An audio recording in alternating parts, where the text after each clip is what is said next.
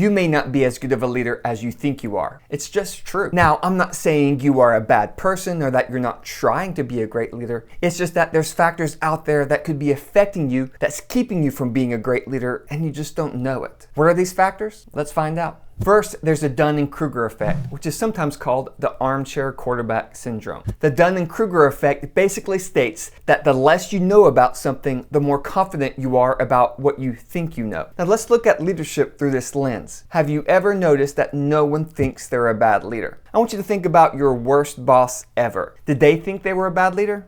No. Basically, everyone out there thinks they are a great leader, and a large part of it is because of the Dunning-Kruger effect. It's the danger of a little knowledge. You know a little bit about something, and you think you know it all. It's like me learning to play guitar, and I learn a few chords, and I think I know guitar, but I really don't. There's so much more for me to learn. And that's where a lot of leaders get stuck. They learn a little bit of knowledge, and they think they've got it. And what's worse is when people get into the position of a boss, a manager, a leader, they think because they are in that position, they know what leadership is. And they might be even overly confident and a little arrogant about what they think they know when they don't. So we all need to be careful about the Dunning-Kruger effect to make sure we're not part of the club. Because as David Dunning said, the first rule of the Dunning-Kruger club is that you don't know you're in the Dunning-Kruger club. But we also need to understand that leadership isn't just one thing you learn one time and that's it. Leadership is like any other skill you can learn. If you want to get good at guitar, you have to practice and practice and practice. If you want to get good at soccer or at football, you have to spend the time learning it, learning the principles and practice. It's not a one-time thing. What makes the Dunning-Kruger effect worse is our reason number 2, that there's so much misinformation and confusion about leadership out there.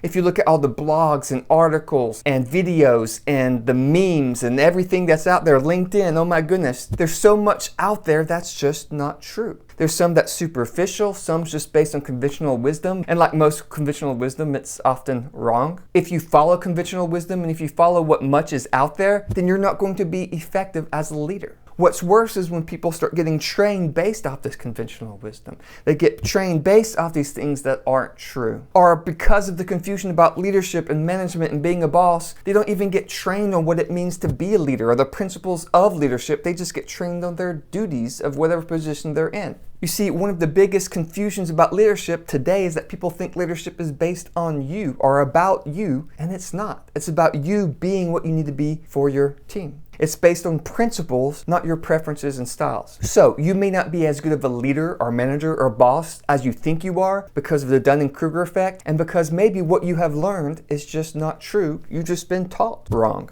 On top of that, our reason number 3 is that what you think good leadership is based on what you've seen, and you just haven't seen good leadership. Let me explain. Let's say you grew up eating grass. That's all you ever had. You just ate grass for breakfast, lunch, supper. You ate grass, and you learned what grass was good and what grass wasn't. You learned that the skinny grass is stringy, that the thick grass is juicy, and oh, that yellow flower grass, mwah, it's the best. Now let's just say I come to you one day and say, hey you, do you know what good food tastes like? What would you say? You'll say, yes. Because relative to all you know, you think the yellow grass is delicious. It is the best. You think you know what good food tastes like. But you don't because you've never experienced anything better. You've never had Thai food for one, which is so good. When it comes to leadership, you may have spent your whole life around bad bosses and maybe mediocre bosses. And so when you look at what good leadership is, you think mediocre leadership is good leadership because that's the best you've ever seen. You've never experienced great leadership to know what great leadership looks like. And then if you model your leadership off the mediocre leadership you've seen because you think that's good, then that's just going to make you a mediocre leader. So you may not be as good of a leader as you think you are because the best you've seen isn't that good.